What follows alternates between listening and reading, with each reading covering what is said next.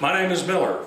I did 8 years in lockup, almost a year down in Huntsville, and almost a little over 7 years at the second largest prison unit, maximum security, in Amarillo, Texas. When I got out, my mentor in computer science helped me get a really good job, and for 8 years, I worked there. A little company, we did engineering work on things like medical equipment and, ironically, law enforcement equipment. My motto at the time was, people don't die. I want to work on this medical equipment to make you healthy, not die. I want to work on law enforcement equipment so they catch the bad guys, and I know I used to be one, I know what I'm talking about here. And people don't die. Well, 3 years ago, management of the company changed. They weren't real comfortable probably with my age. In computer science, I looked old. Well, I am old, but I looked old. And I think the new owner wasn't real comfortable with my record either, so they showed me the door. So for 2.5 years, I seriously, diligently looked for a job. In 2.5 years, I got this many interviews. I finally, last February, came to the conclusion that you know that thing about how God closes doors, no man opens it? God not only closed this one, he chained it, padlocked it, and welded it shut. So in February, I surrendered to full-time prison ministry, went out to the prison down in South Dallas, where many of us are going tonight, talked to the chaplain for over an hour, told him what my record was. I'd already been volunteering in prison, but I told him, I'm here, whatever you need. So I helped him start up a choir, and I'm responsible now for a couple of churches. I'm out there 6 days a week. Next week, I'll be out there every day, Monday through Friday, covering for them. I'm doing an internship where I'll become a certified volunteer chaplain's assistant. And it's funny that the one place where they don't really care about my record, the place where they don't care about my prison record, is prison. I guess they know I know the rules. And I will tell you that because I have a number behind my name, I should have asked you to play that. You know, Branded Man? The inmates respect that. So that's kind of what I'm about, and I've been sitting back there in the back corner listening to you guys and watching you guys and enjoying it. And I remember a few weeks ago, Pastor Jay said something about he'd be real happy to preach in prison. Well, I didn't get to him in time, but I did get to David, and he's one of the group of 10 from that church, which is about 1/3 of all the people here this morning, are going out with me, including Russ and Mikey. And okay, Mr. Lead Guitar Player, Mr. Bass Player, you should have signed up, because I'm going to have to cover for you over here. And I have an inmate that'll cover for you over here tonight. And we're going to have a good old time. And I don't care if Kenneth Copeland was there 2 nights ago, because we're going to have a good old time our way. So I'm pleased to go out there, plus which, frankly, getting the opportunity to play bass in front of them will probably increase my credibility with the band I'm trying to lead. I keep saying I can do it, so now I got to do it. You know, the Bible has a whole bunch of jailbirds. Jeremiah, Joseph, Jeremiah. There's a prison expression about being in the hole. That means solitary confinement. Jeremiah was actually in the hole. Paul, Silas, Peter, John, they were all in prison. Now, they were all in prison for the right thing, and most guys in prison are in prison for the wrong thing. But the Bible understands people in prison. There's also a bunch of criminals in the prison, and I don't know that everybody thinks about it this way. There's a lot of criminals in the prison that didn't end up going to jail. For instance, David. You know, under the law of Texas, David committed rape because he had authority over her. Even if she apparently consented, he had authority over her. That's still sexual assault in Texas. And then he conspired to murder her husband by deliberately sending her where he knew he would get killed. So those are 2 major offenses in Texas, and it kind of gets worse from there for a while. Then there's his son Amnon, who raped his sister, so that's 2 crimes. Rahab the prostitute.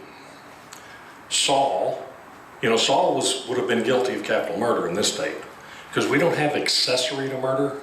If you're there and someone gets killed, you can be prosecuted for murder.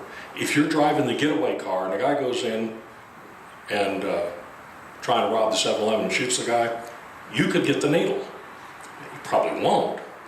But what I'm saying is, all of these guys were criminals.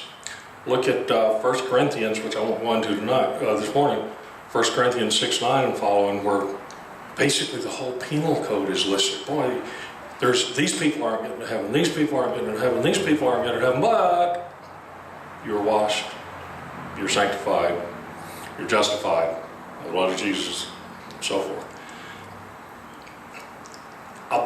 Statistics, and I love statistics. You know that figures don't lie, but liars can figure.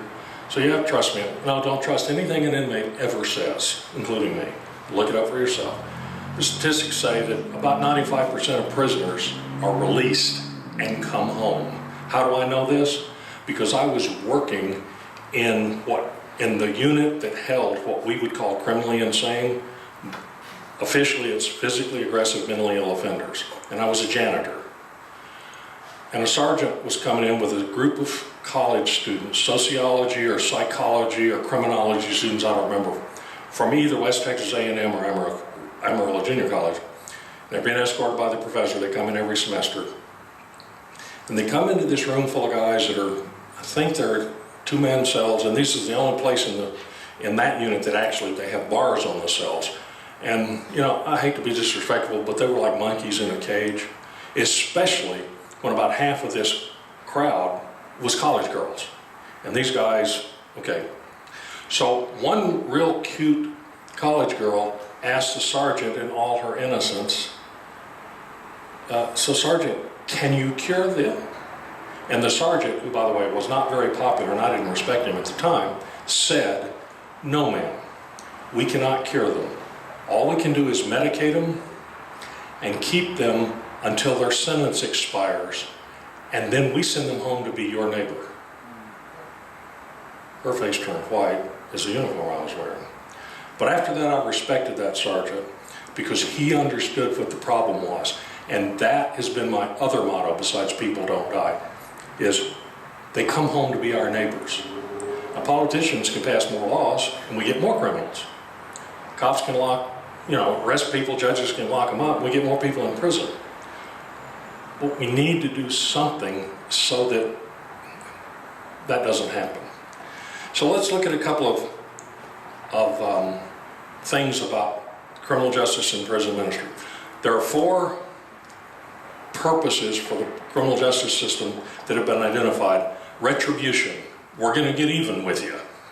Now that whole eye for an eye thing, you know that wasn't a command. That was a limit.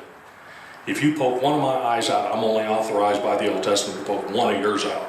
But that's still kind of the Old Testament rule, is I'm only get even with you. That's retribution. The book that I'm going to read a couple of things out of, list the second was incapacitation.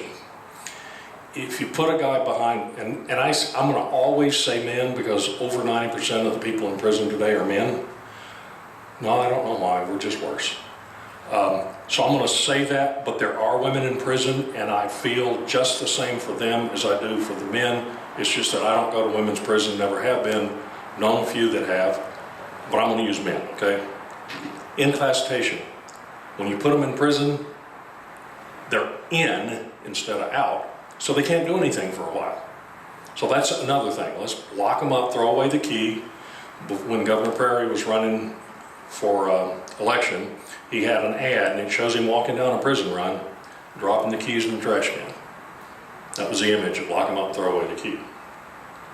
Another thing is deterrence. If we make the penalty high enough, they just won't do it.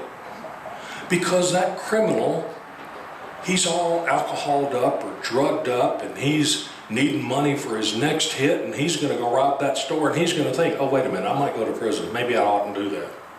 Think that works? Yeah, I didn't think so. I have never talked to a single inmate that said, well, I knew I was going to get caught. I knew I was going to go to prison, and so I didn't do it. They all said, and I did it anyway. So that doesn't work. There's really only one thing that a prison can do while they're keeping us off the street, is try to rehabilitate us. The problem is, the budget keeps going down. The system has kind of given up on rehab. The only people, the majority of the people that are going to prisons for that, do that rehabilitation is you guys, Christians. A lot of people complain, oh, there's too much religion in prison. Actually, there's too little. And I'm going to talk about that a little bit. So, the problem is, and I'm going to quote a lot from this book, the title of which is Love in a Cauldron of Misery. I love that title. Because if you can picture the witches around the cauldron stirring up misery, that's what a prison life can be like. What they need is the love of Jesus. So, this author says, corrections imposed by the contemporary justice system often bear little relationship to the harm offenders have done, and generally impose no obligations on offenders other than to rot behind bars for their allotted time. Almost nothing in the system aims to put right offenders' wrongs, address the needs of victims, or attack the root causes of criminal activity.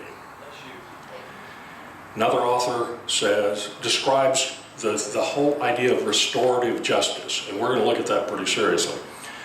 Restorative justice is a process to involve, to the extent possible, those who have a stake in a specific offense, such as victims, and to collectively identify and address harms, needs, and obligations in order to heal and put things as right as possible.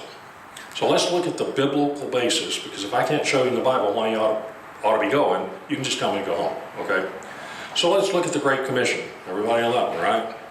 Go ye therefore into all the world, make disciples of all the nations, teaching them to obey everything I've taught you.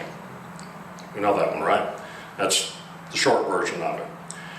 It is possible to translate that word go to as you go, make. So we should be making disciples everywhere we go. We should. Probably don't. But if we want to take the traditional translation, go, then maybe we need to be going. And then I have a verse emblazoned on my shirt, and sometimes when I go to the grocery store, I wear these shirts all the time now. People ask me, first they'll ask me, what's this Just Another Ministry? You know, if I had Mikey's Baptist Prison Ministry, they'd know everything. But because I've got such a vague name, I get a lot of questions. And I'm the kind of guy, I'm not going to go out and meet you and shake your hand. But if you ask me a question, I will answer your question. You better settle in for a long ride. So, the passage that I'm looking at is in Matthew 25. But when the Son of Man comes in his glory and all the angels with him, then he will sit on his glorious throne. All the nations will be gathered before him, and he will separate them from one another as the shepherd separates the sheep from the goats. And he will put the sheep on his right and the goats on the left. And then the king will say to those on the right, come, you who are blessed of my Father, inherit the kingdom prepared for you from the foundation of the world. For I was hungry, and you gave me something to eat. I was thirsty, and you gave me something to drink. I was a stranger, and you invited me in. I was naked, and you clothed me. I was sick, and you visited me. And most churches stop right there. There's one more part. I was in prison, and you visited me.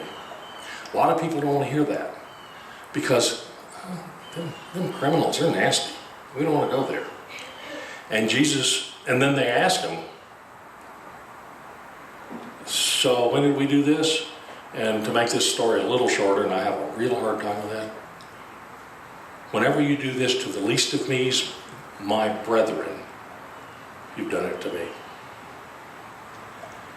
James, the whole book of James is trying to discuss the balance between faith and works. And in James 2:18 says, you say you have faith. He says, someone may well say, you have faith and I have works. Show me your faith without the works.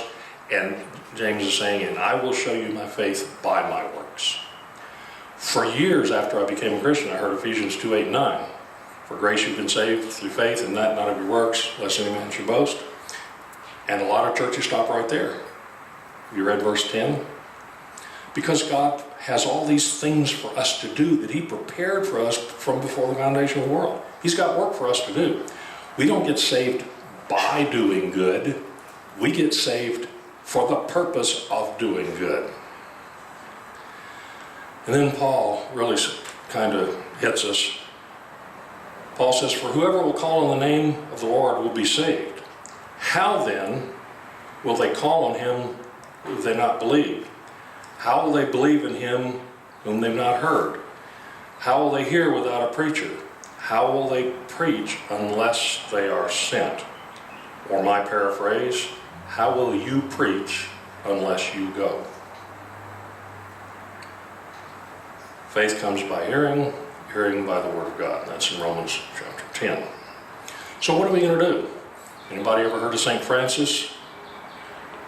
He was a member of the Capuchin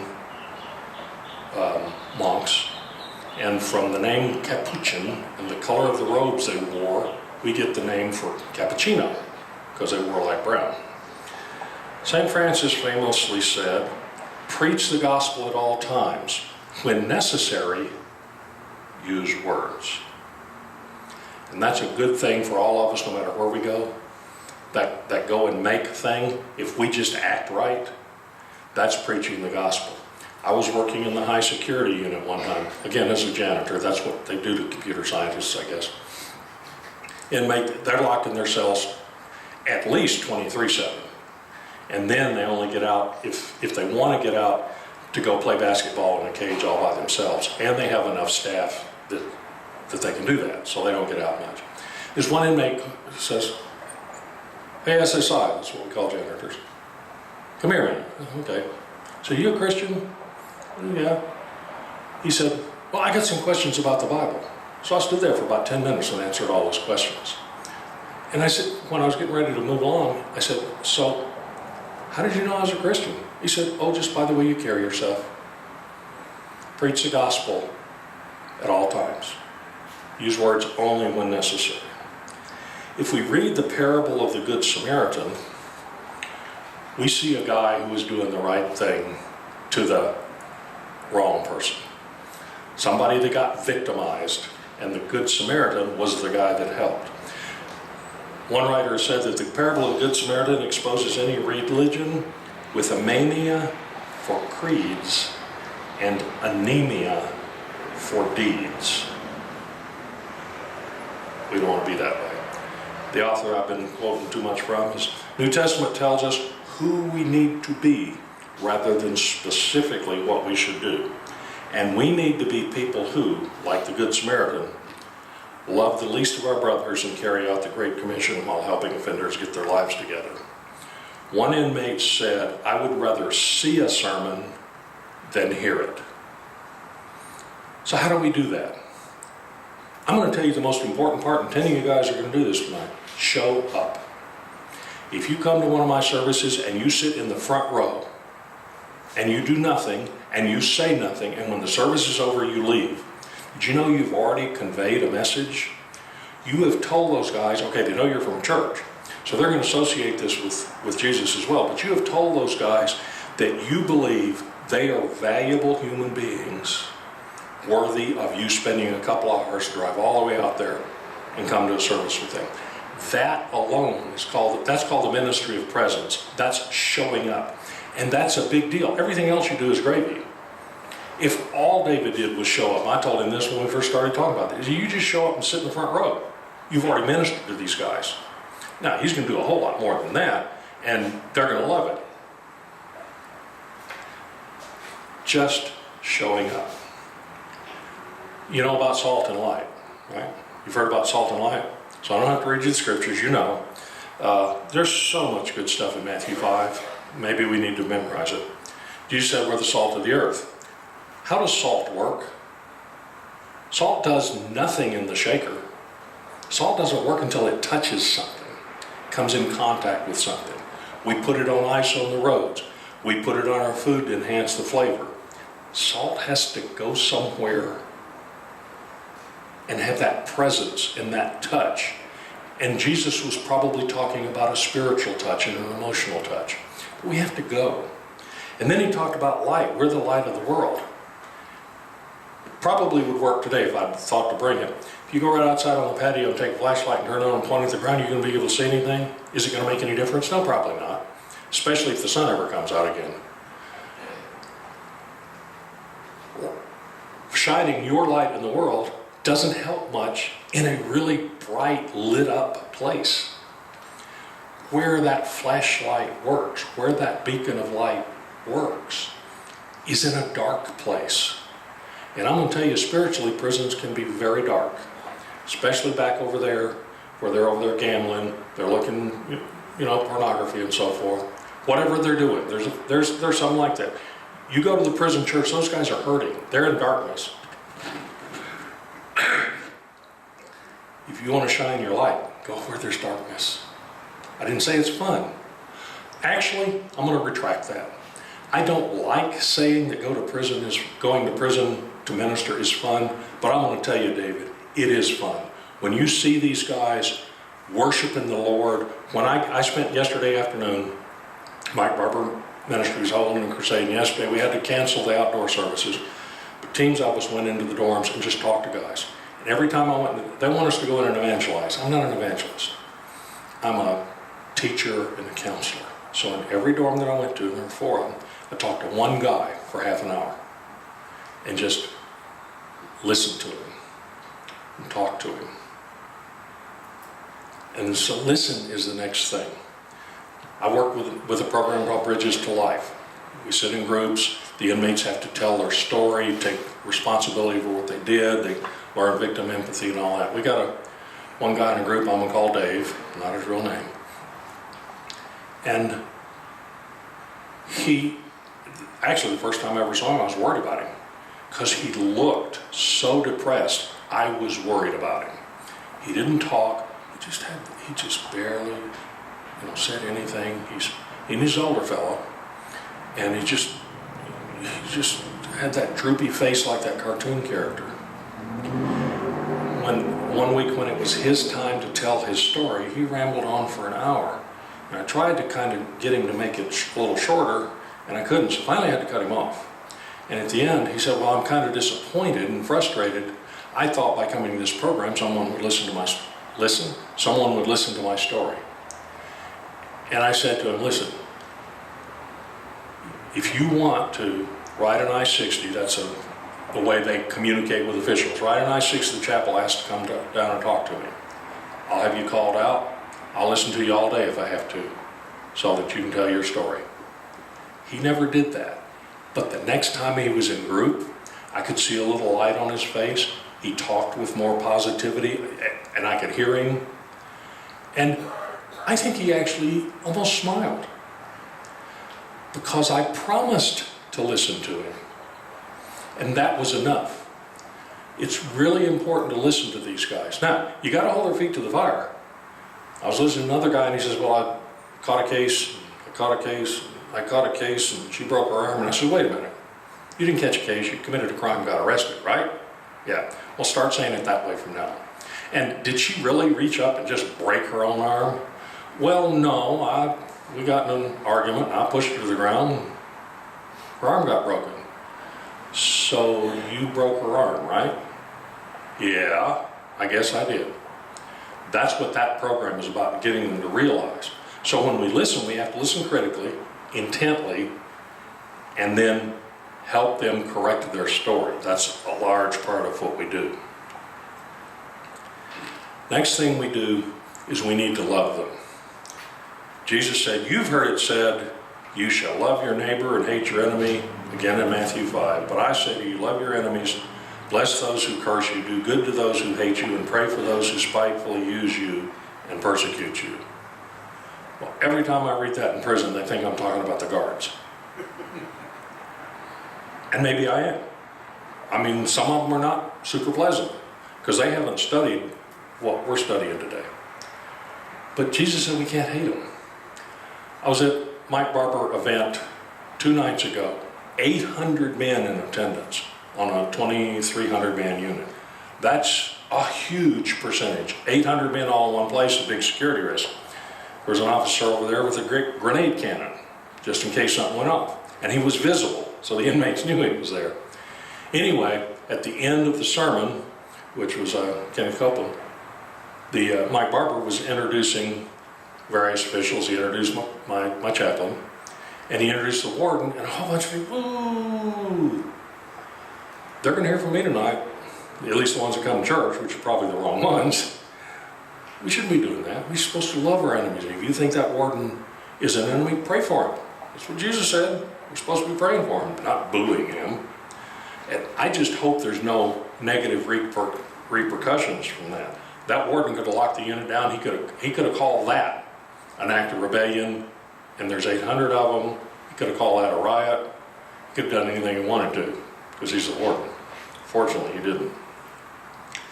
The next thing that these prisoners need is forgiveness. Now, I know you're going to say, what? But listen, I'm not talking about cheap grace. I don't believe in cheap grace. Remember I told you a while ago why we got saved? To do good works. When we offer forgiveness to an inmate, we have to do that when they confess, when they repent, when they accept responsibility for what they did and who they hurt, which means sometimes we have to teach them who their victims are. Well, I just had a little baggie with a couple of joints in it, and they arrested me and sent me down to prison. So you're in prison now, right? Yeah. You got family behind, you got wife and kids? Yeah. You abandoned them, right? Yeah. Okay, so you have victims. Oh. Sometimes they actually, like see that and understand that everything we do that's a violation of law gets us locked up has, the consequence is victimize somebody. So, we can offer them forgiveness. We should not go in judging people. You know that? The judge judges people. We're going to go in there and love them. And we can offer them forgiveness, but not cheap grace.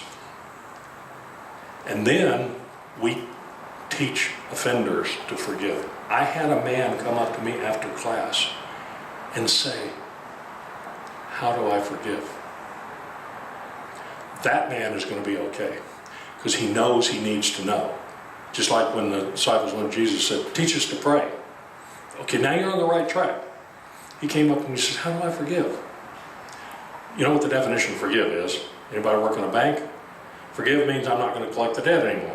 When the bank forgives your debt, you're not going to collect the debt anymore. That's what God means too. That's why the old King James says, forgive us our debts as we forgive our debtors. It means, God, forgive me. Don't collect that debt anymore. And it's the same thing. When we forgive someone who has offended us, we're saying, yeah, what you did was wrong, but I'm not going to punish you for it anymore. Either punish you by separation, by not talking to you, not coming to the family reunion, or not wanting you to, or whatever. That's true forgiveness. And it isn't easy, but it's really, really important. We try to teach a message of reconciliation, because these guys, they're behind bars and they're wearing white, so they already know what it means to be separated. By the way, guys in prison already know they're sinners. You don't have to tell them that. They just look at their clothes. They know that somebody thinks they're a sinner. What they need is reconciliation with their family, maybe with their victims if it's legal and go through the right process, but especially with God. But the biggest thing they need is hope. When I first became a prison volunteer, it was so I could go back to my old unit at Christmas time. I think I said something about that. It was actually last January because we got postponed. We go back to a Christmas program that after 25 years is now fully my responsibility. But anyway, first time I went back, and it's actually January 2014, I'm shaking hands. Nobody recognized me. I gained weight and beard and all that. Nobody recognized me until they heard me talk. And one inmate says to me, Miller, it's good to see you doing well. It gives me hope. I just had to show up, and that gave him hope. You just have to show up, and you give these guys hope. That is one thing that is sorely lacking. When we teach classes, and I focus on rehab. You want to go and focus on evangelism, that's your privilege. I focus on a changed heart that leads to changed actions. And when we tell them they can do that, that gives them hope. So, what can you do? Well, 10 of you signed up to go with me tonight. 1 of you signed up to preach. 1 of you signed up to sing. That's a good start, especially considering it's such a high percentage of this church. And I'm really pleased about that. So you can go. Remember, go ye therefore in all of the world, and prisons are in the world. Another thing you can do is you can support prison ministries. If any of you, like me, use Amazon a lot, find Amazon Smiles and choose one of them. Choose a charity to support. Doesn't cost you anymore, doesn't cost the seller anymore, but somehow Amazon gives money to them. I would recommend Bridges to Life because I'm involved with that. Prison Fellowship is good. They ministered to me when I was locked up. And you can make direct donations. You can make, and again, I see Bridges to Life because I'm involved, Prison Fellowship because I know they do so much. That's, for you older folks, that's Chuck Colson's ministry. You can donate to my ministry if you want to. When we're done, I've got pins and I've got business cards with the web address, and you can donate, or you can donate through my other church. You can go. Yesterday, this weekend, I volunteered at a Mike Barber Ministries event. You can do that. Got links on my page. Or Bill Glass. See, there's two big football players, Mike Barber and Bill Glass, and they both have big ministries in the prisons. You can volunteer with Bridges to Life. If you are curious about this program, Bridges to Life, let me tell you how good, I know I'm running out of time.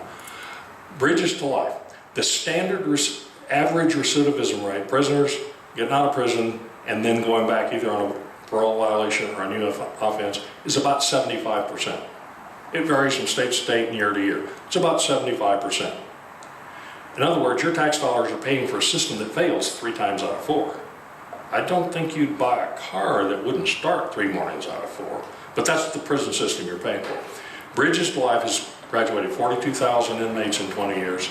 They keep track of these guys at least for a while, and their recidivism rate is 14%. Rehabilitation can work. Faith-based rehabilitation can work. You know, you wouldn't be here if you didn't believe that Jesus healed your heart and can heal other people's hearts. And they can heal prisoners' hearts as well. So if you want to volunteer with Bridges to Life, let me know. I've got a sign-up sheet over there, just a pad of paper. If you want more information on any of this, name, email, phone number would help, cell phone, and what you're interested in, and that would be wonderful. Henry Blackaby, who I think at the time was a missionary to Canada, but he wrote this study series called Experiencing God, and I highly recommend that to you if y'all haven't done it, to use that as one of your studies. He said, watch to see where God is working and join him. God's working in the prisons. Now, I want to end with this.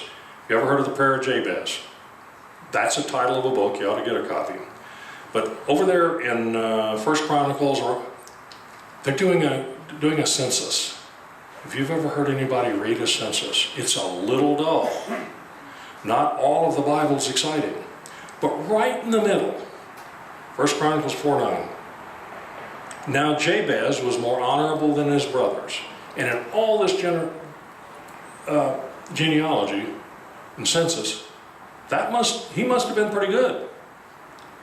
Now Jabez was more honorable than his brothers. And Jabez called on the God of Israel, saying, oh, that you would bless me indeed and enlarge my territory, that your hand would be with me and that you would keep me from evil, that I might not cause pain. So God granted Jabez's wish. That expand my territory, Jabez was either a farmer or a rancher. He's asking for more acres, more work to do. When we take this from a spiritual point of view, we're saying, God, expand my territory. But I'm going to tell you, this verse is dangerous, because I started praying that sort of almost half-heartedly even. And now I have a ministry in Amarillo this December 1st, and I need to provide Christmas gifts for 4,000 inmates. So I got to find the funds to buy 4,000 apples and 4,000 oranges and 4,000 bars of soap, 4,000 bottles of shampoo, etc., and enough volunteers to handle all this. Because God expanded my territory. Whoops. Be careful what you ask for, because God might grant it if you're asking for the right thing. So I appreciate you listening to me. God has got work for you to do. If you're what some people call a Sunday Christian, do something.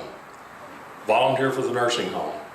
I would be coming to the prayer breakfast, except while y'all are praying, I'm already on the unit because one of our Sunday services is actually on Saturday morning. So that's where I am, why I don't come to the men's prayer breakfast. There's all sorts of stuff going on in this church. There's stuff going on in my prison church. You have work to do. And don't ever think you don't matter just because you look different. Mikey's going, I told him, you don't have to dress up. You know me, I don't normally wear a jacket. I just thought it was going to be cold today. I have boots, but I'm not going to wear them because I can't get them off and on fast enough to get through the screening. It doesn't matter what you look like. If you want to go, there's some rules, but you're welcome to go.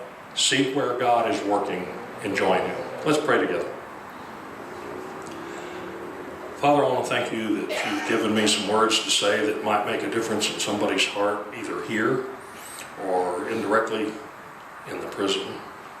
Pray that you continue to grow this church in a bar, and pray that you will encourage all the members to find a place to serve you outside of Sunday morning.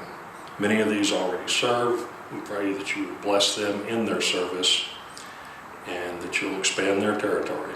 Dangerous as that is to ask, I'm going to ask for them and hope that they'll ask you for it as well. Thank you again for everything you've done. I ask you to bless us as we travel down to the prison tonight, going on a mission trip. Pray that you'll bless the hearts of the men that are there and the men that are going and women, and that we'll just have a grand old time. We thank you for all this stuff. In Jesus' name, amen. Amen.